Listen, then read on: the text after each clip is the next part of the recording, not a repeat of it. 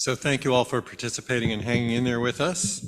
We want to invite up Dr. Elizabeth Estrada, who will provide additional information as it relates to type 2 diabetes and prediabetes, which, all these things sort of roll together in this new world.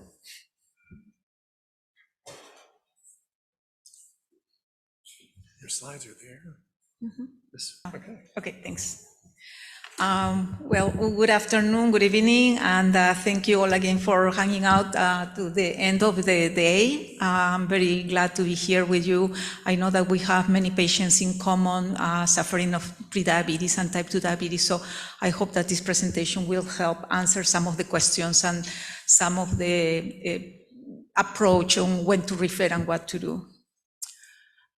So the incidence of type 2 diabetes has increased significantly in the last 3 decades, and the trend has continued to increase. We expect that by 2060 there will be 220,000 patients with type 2 diabetes, particularly higher incidence in African Americans, Native Americans, and Hispanic children.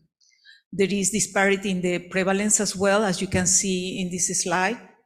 The American Indian have the highest prevalence, followed by the African Americans and the Hispanics.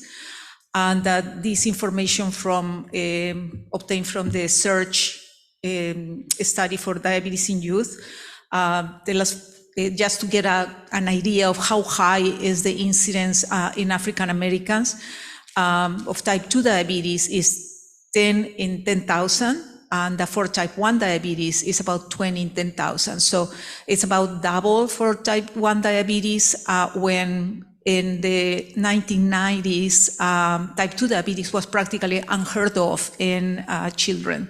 We had when I was a fellow, well, this is a while ago, there were no children with type 2 diabetes, but it has been increasing to the point that now half of the children who have diabetes in the African American population will have type 2 diabetes. There was an effect during the pandemic, an interesting phenomenon that we noticed, and that we noticed that the referrals for type 2 diabetes, new cases was increasing, and we couldn't accommodate everybody. The admissions for type 2 diabetes were like double or triple the number that we previously had.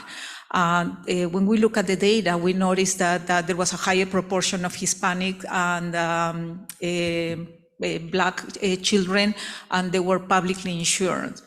The presentation also tended to be more severe than usual. Many of them presented in DKA and hyperosmolar hyperglycemic syndrome. The type 2 diabetes, before the pandemic, the percentage of type 2 diabetes among all newly diagnosed diabetes children was 24%, and during the pandemic it increased to 43%. So here we can see on the top panel here,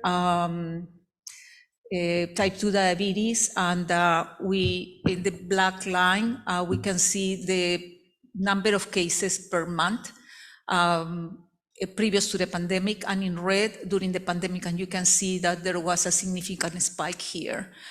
The bottom panel is for type 1 diabetes, and we see a little bit of an increase, but not very significant. And we'll talk a little bit more about this in the next slides.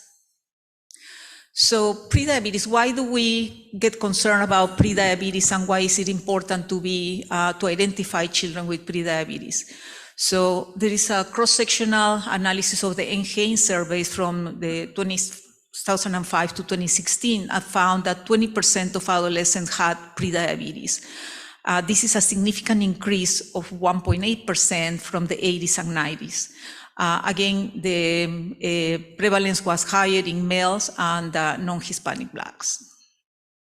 The problem with prediabetes is that it confers an increased risk of developing type 2 diabetes. So 1 in 4 of these children will become diabetics within 2 years. And also we know from adult studies that prediabetes by itself, not even progressing to type 2 diabetes, also confers increased risk for cardiovascular disease. So that's the reason why we want to know which children have type 2 prediabetes and to try to intervene before the condition continues to progress. In terms of the pathophysiology, what causes prediabetes, type 2 diabetes, so the basic problem is insulin resistance. So these patients have a decreased sensitivity to insulin.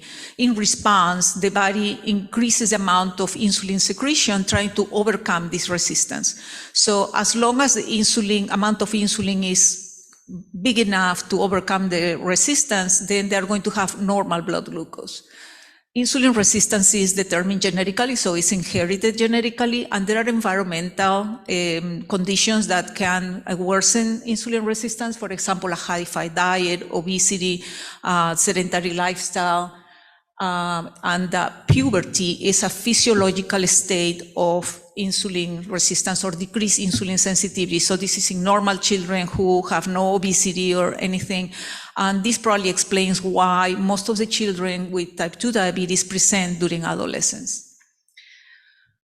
So the other phenomenon, the other problem in these patients is decreased beta cell function. So as long as they are able to produce enough amount of insulin to overcome the resistance, the glucose will be in the normal range. But when insulin starts to decrease, the glucose will fall first in the prediabetes range and then later on in the diabetes range. So this is a problem that is required. It's not just insulin resistance, but the failure of the beta cell or relative failure of the beta cell is what ultimately brings the blood sugars to the hyperglycemic state.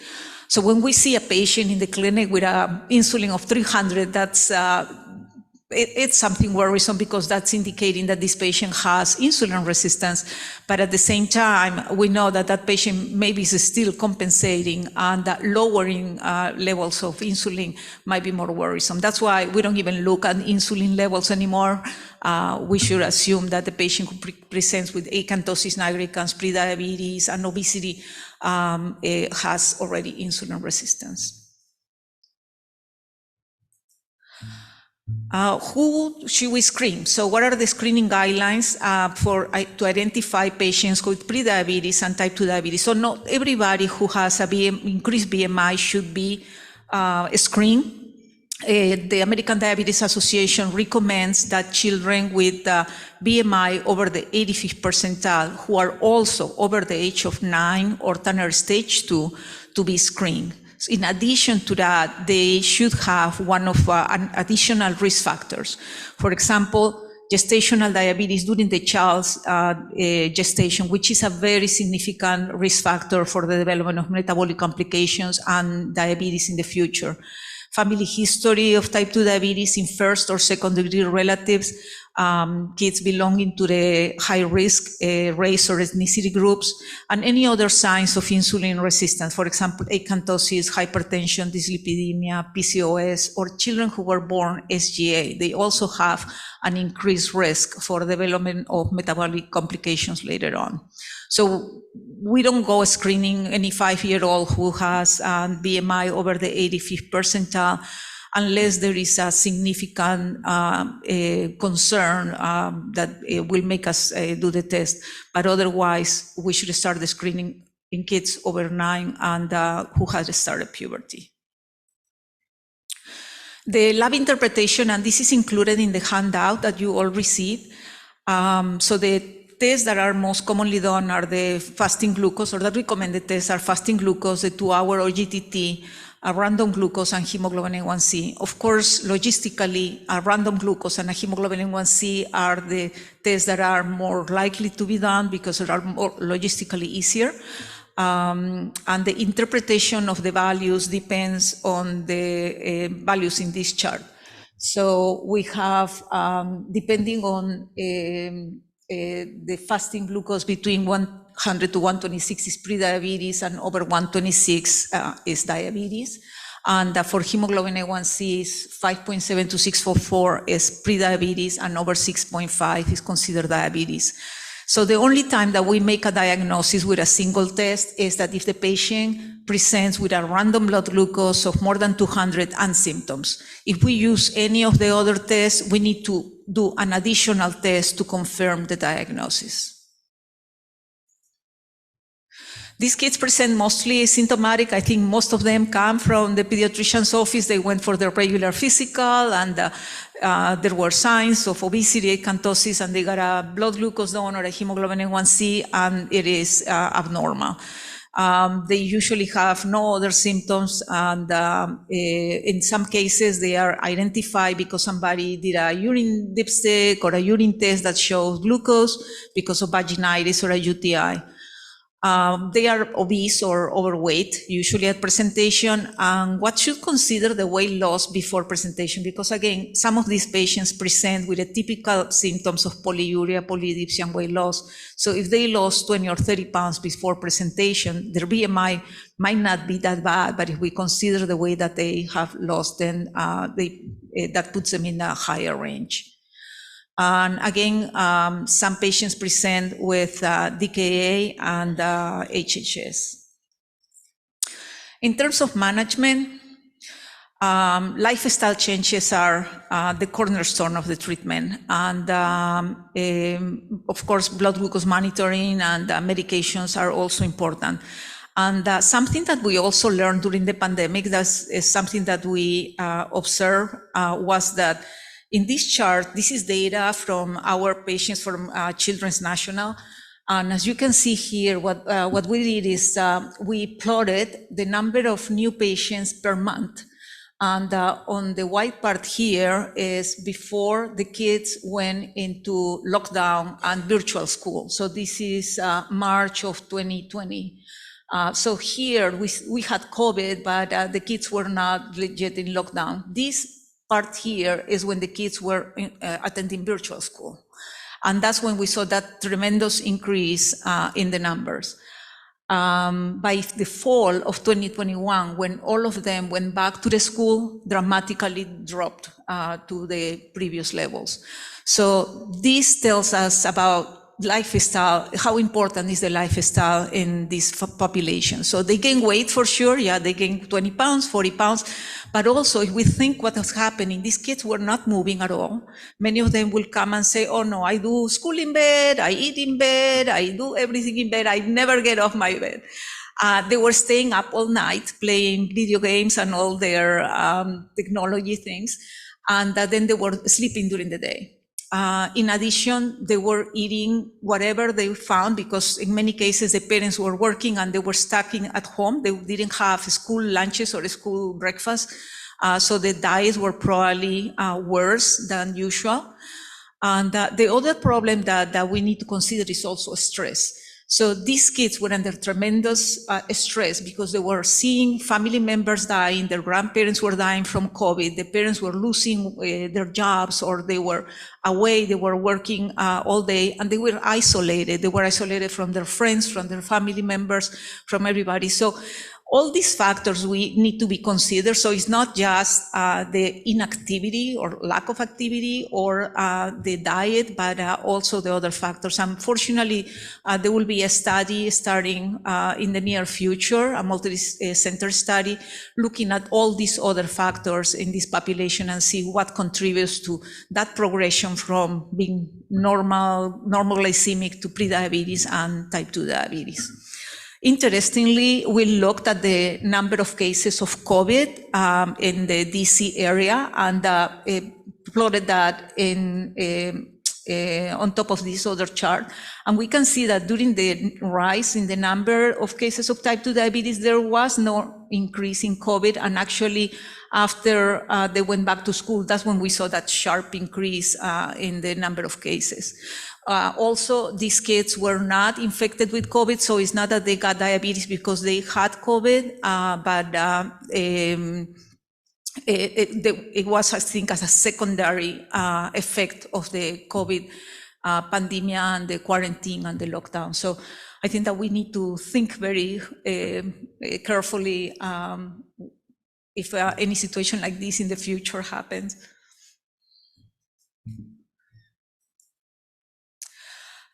Continuing with management, so we have lifestyle changes for all these stages: insulin resistance, prediabetes, diabetes, and as you probably heard earlier in the earlier presentations, the American Academy of Pediatrics now recommends, on top of lifestyle changes, also to consider the use of weight loss medication. So that should also be considered in this population.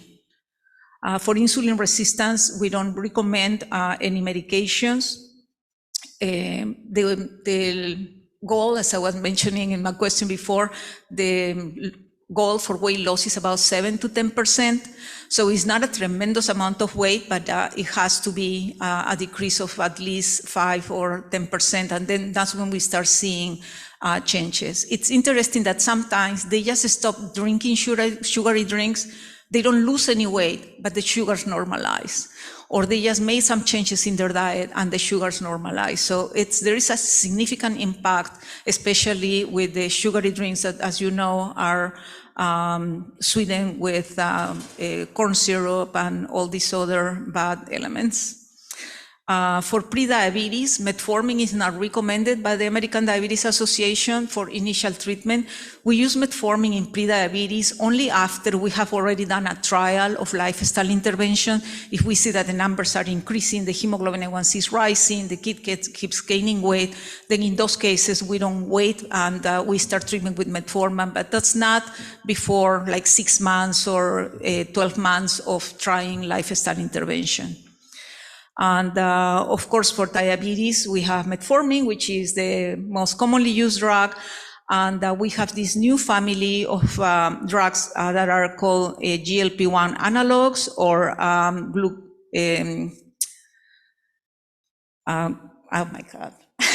glucagon-like peptide 1 analogs. Of course, insulin, and there are other oral meds that are used. Some of them are approved for children, some of them are not. And bariatric surgery is also a recommended form of treatment for type 2 diabetes in adults, and is something also that is becoming more common in the pediatric population. Of the medications that are approved, of all this list of medications that are available for adults, metformin and some of the GLP-1 analogs are approved for under 18. Actually, I just got an email today that one of the SGLT2 oral medication was approved for under 18 today. So that will add to our arsenal of medications. We use a lot of these medications off-label, especially in the older kids. And that we are very interested in the use of GLP-1 analogs.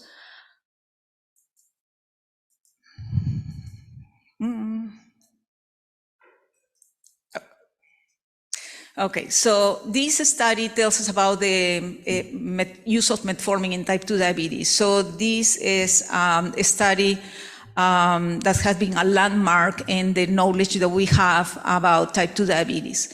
This is a multi-center NIH-funded study that lasted for several years, and they treated kids with early diabetes, recently diagnosed diabetes, and they put them in 3 different groups.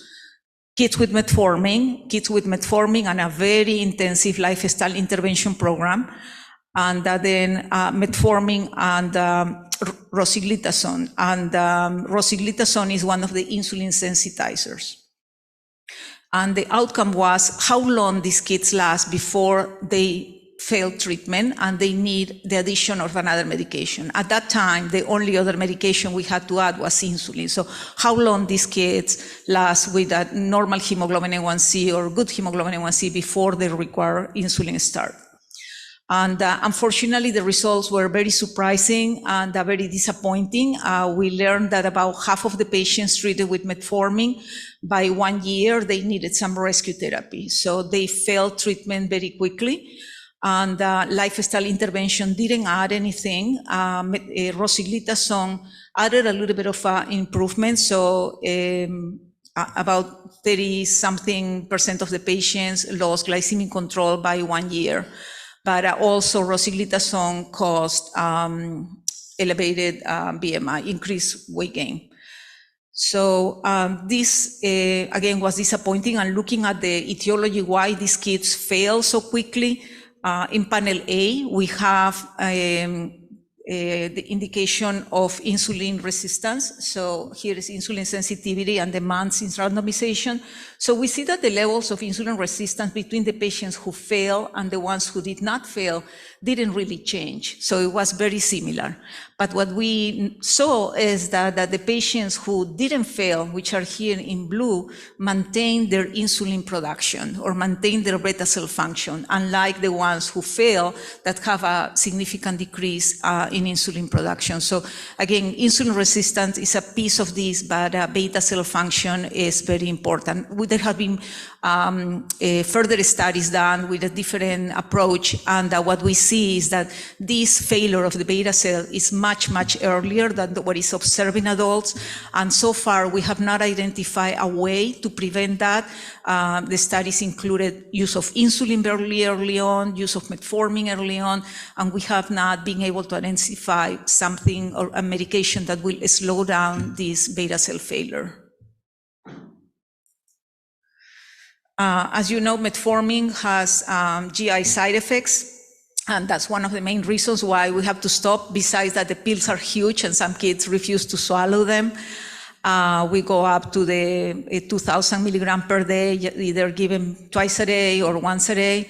And that metformin is indicated to be discontinued before any procedures that is going to decrease renal excretion, such as radiological studies with contrast or illness or severe or surgery.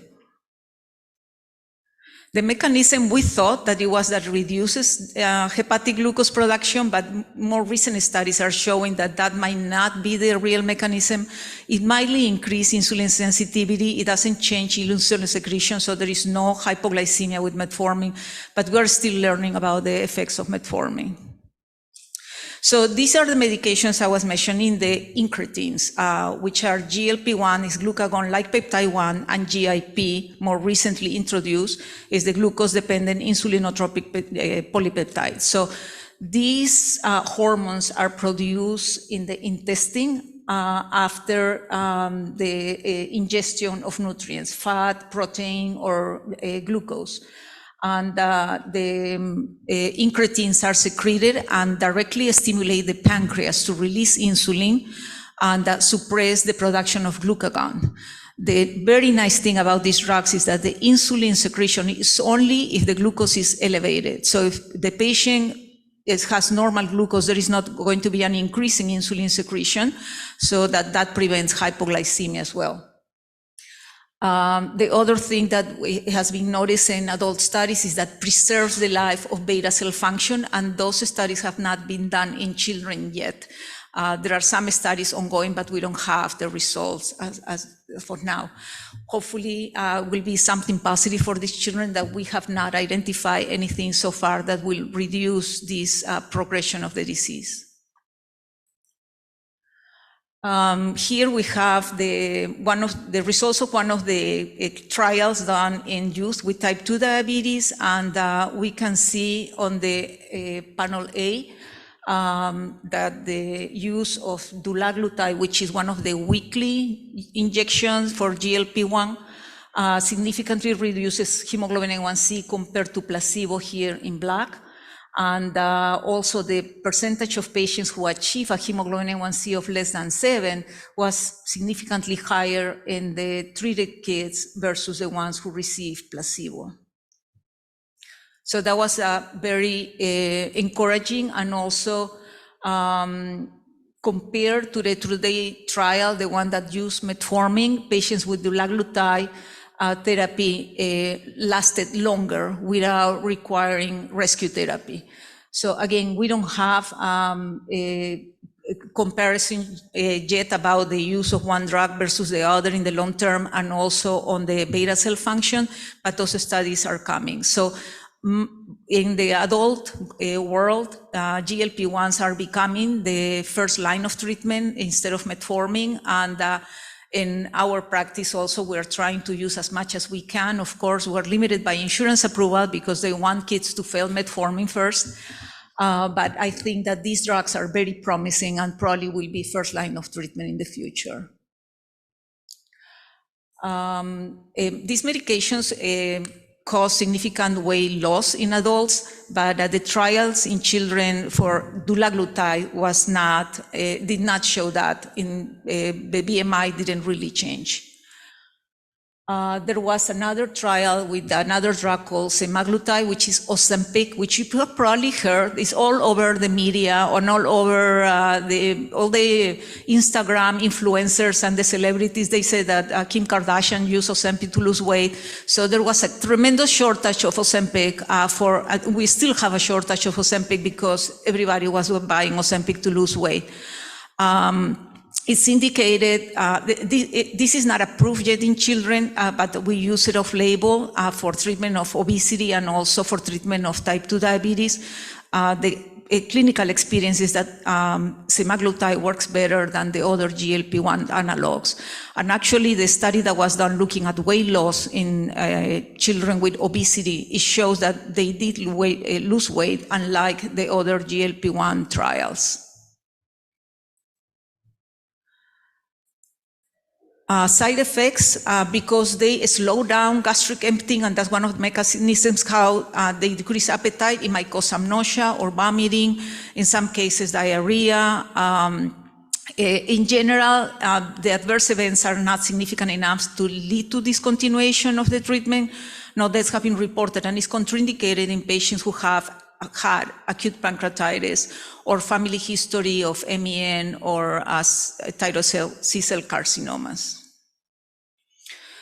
So the dual receptor agonist, this is Mounjaro, and this is also all over the TV now, and this one is even a more potent medication than GLP-1 alone because it has GIP added, and the effect that it has on weight loss and also on improving glycemia in type 2 diabetics is even more significant. Here in this chart we have on the left, in gray is the effect of semaglutide, which is the one that Ozempic, and that then in blue are the different doses of Mounjaro. So the change in hemoglobin A1C was more beneficial with Mounjaro, as well as the number of patients who achieve a hemoglobin A1C of less than 6.5 was about 80% compared to 64%. This is in adults.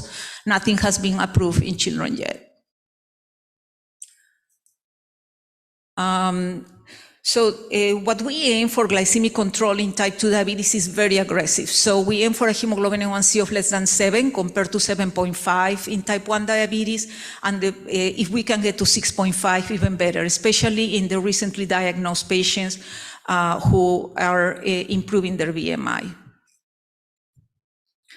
Again, another line of treatment that is becoming more and more popular now is bariatric surgery.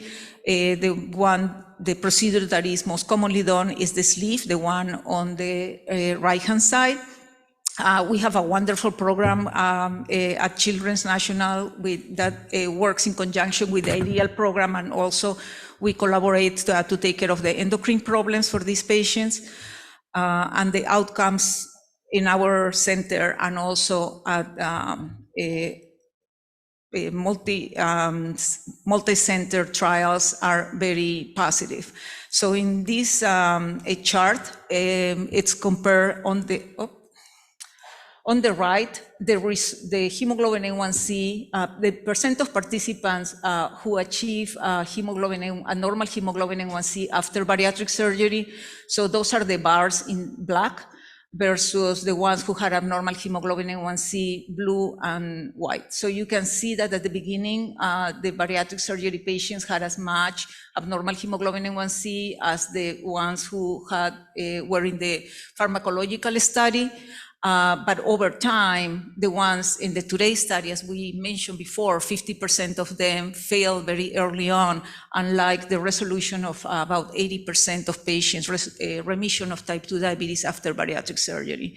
So that's something that is more and more recommended, especially in adults. The other problem with these kids is that they have complications much earlier than their peers with type 1 diabetes and also than adults. Within 10 years, youth with type 2 diabetes will have a clustering of microvascular complications, hypertension, nephropathy, retinopathy, and the mortality ratios are increased with compared to their peers with type 1 diabetes. So here we have an example of the prevalence of complications extrapolated to age 21. And as you can see, by age 21, 20% of them have kidney disease, 10% retinopathy, and so on. If we compare the rate of complications with patients with type 1 diabetes, so type 1 diabetes here are the gray bars, and the type 2, the dark bars. And then each group is one of the different comorbidities of diabetes. So we can see that the kids with type 2 diabetes have much higher prevalence of complications than the type 1s.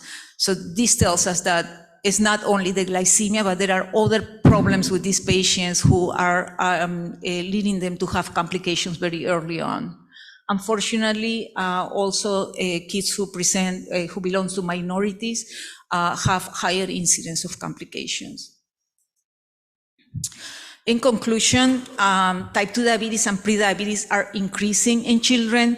There is a higher rate in non-Hispanic Blacks and Hispanics. The screening for type 2 diabetes and prediabetes should be risk-based in obese children.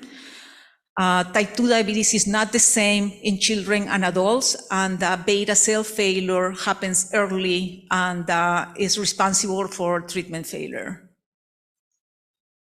The rapid loss of the function of the beta cell leads to more requirement for more treatment in children with type 2 diabetes.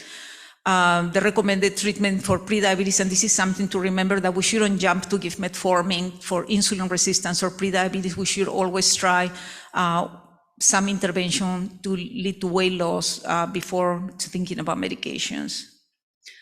Type 2 diabetes in youth is associated with complications earlier and more frequent than type 1, and also than adults with type 2 diabetes. And definitely more research is needed in the role of bariatric surgery in the treatment of type 2 diabetes in children. And some of you know, or all of you know, we have a type 2 diabetes clinic, and this is also included in their handouts. I just wanted to let you know, this is a multidisciplinary clinic, and we are very fortunate that the hospital has provided us with a wonderful team. So most clinics will have an endocrinologist, diabetes educator, and nutritionist. We also come with the presence of a psychologist in the clinic. Physical therapists also come to the clinics, the social worker, a pharmacist who sits in the clinic and help us figure out which medication will be approved, and also a patient navigator. So we are very fortunate to have all these professionals in our team. In terms of referrals, we have access for urgent patients immediately, and all the referrals are reviewed by one of our physicians, and will recommend the length of time that that patient can wait before they are seen. So we can see them the same week, the same day, or depending if it's somebody with prediabetes, they might have to wait a little bit longer.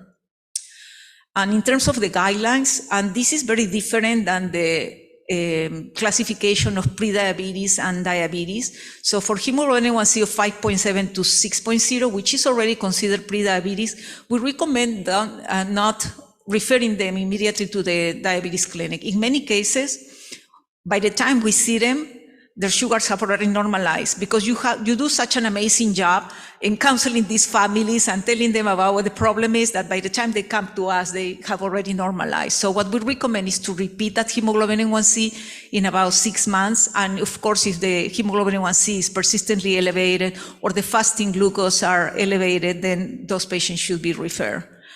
Of course, patients who have a blood glucose higher than 200, 250, and an A1C more than 9% should be referred immediately by calling our on-call team. We're available 24/7. And sometimes we find these patients referred by fax, and we may not see them immediately. We may see them the next day or in a couple of days. So always, please feel free to call our on-call team for these kind of referrals. And that's all we have for today.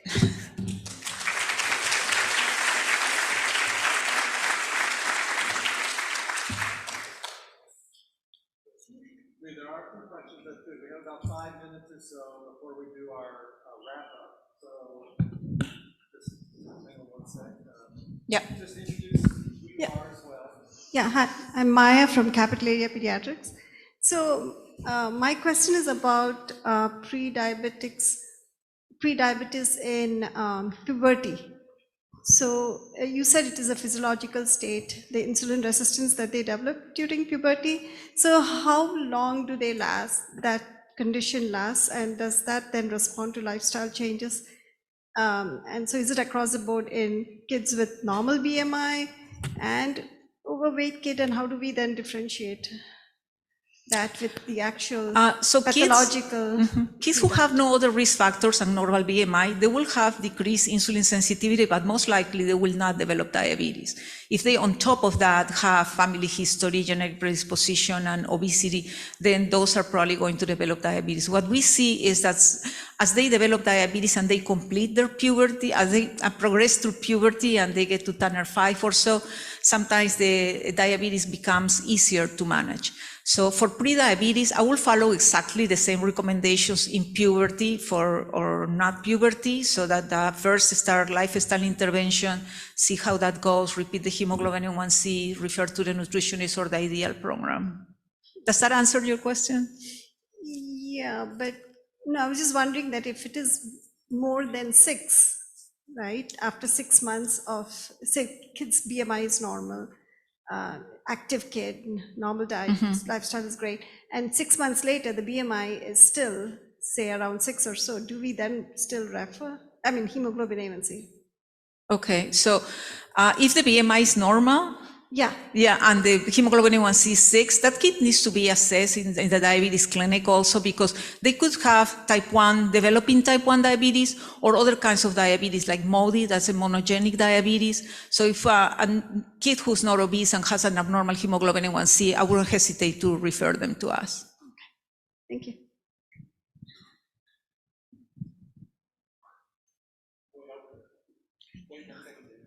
Yeah. Hi, my name is Meera Gupta. I'm a new GI faculty at Children's. I was curious if you saw a change in the sex ratio for diabetes pre and post-COVID? Say it again. Did you see a shift in the sex ratio for diabetes pre and post-COVID? Yes, when we had that increase in the rates, it was predominantly males, compared to usually there is a higher incidence of type 2 diabetes in females. It's like about 0.6, 0.4 more females than males, but during COVID, it was more males. If the driving factor is lifestyle, why do you think it would not be the same in males and females? So we think, this is all hypothetical, that boys are typically more active. They might be participating more in sports than girls. And so their degree of physical activity was decreased even more than girls who were inactive already before. But again, this is all. Thank you. Yes. Hi, Dan Shapiro, Developmental Pediatrics in Rockville. Thanks for a great talk. I see a lot of patients with autism, severe irritability, aggression, self-injury, who we just can't get off their antipsychotics. And what guidelines would you recommend for treating the prediabetes in these kids? Yeah, that's the only case where metformin is recommended. That's a very good point. There are studies showing that patients who have increased weight gain or even without prediabetes, that they respond well to metformin. So in those cases, patients who are on treatment with antipsychotic, metformin is indicated to prevent the progression of prediabetes and also for weight loss. Now that we have these other drugs that are given once a week by injection, we're also trying to use that for weight control, because that is going to decrease their appetite. It's at the level of the GI tract and also at the level of appetite at the level of the brain. So some of these medications are already indicated for the treatment of obesity only without diabetes. So we're trying to use those as well. But metformin is proven in several studies that it works for patients with antipsychotics. I'm completely tempted. The only problem I have is the insurance companies. No, definitely. These medications are very easy to use, once a week injection, so the compliance is really good, very low incidence of side effects, and we really see weight improvement with that.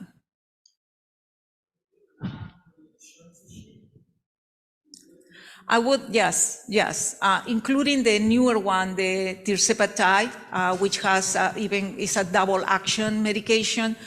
For that one, I tried to prescribe that. Even was a kid who was already 18, so I thought, okay, this one is going to go through. But the insurance company says that they have to fail 2 GLP-1 analogs first before going into that one. So they fail. Okay. Hopefully a quick one. Hi, I'm Sam from Park Peds. I've had some patients whose families also have type 2 diabetes, have had success or reported success with the ketogenic diet. How do you feel about that in peds? I think that about, if he's a growing kid, I wouldn't recommend that. For a fully grown, fully developed adolescent, if that's something that they want, I don't think that is going to be detrimental or causing any harm. What we know about diets is that doesn't matter what diet you choose. So there are studies, there was one study published in the New England Journal of Medicine that compares several diets, the Mediterranean, the ketogenic, the low carb, and what correlated with the results is how compliant was the patient with the diet. So whatever diet they choose, if they can stick to the diet, that's what is going to result in improvement. The problem with ketogenic diet is that it's very hard to keep up. So you can do it for a while, but then after it's very hard. It's also expensive. So some families cannot afford buying the ingredients for a ketogenic diet. Okay. All right.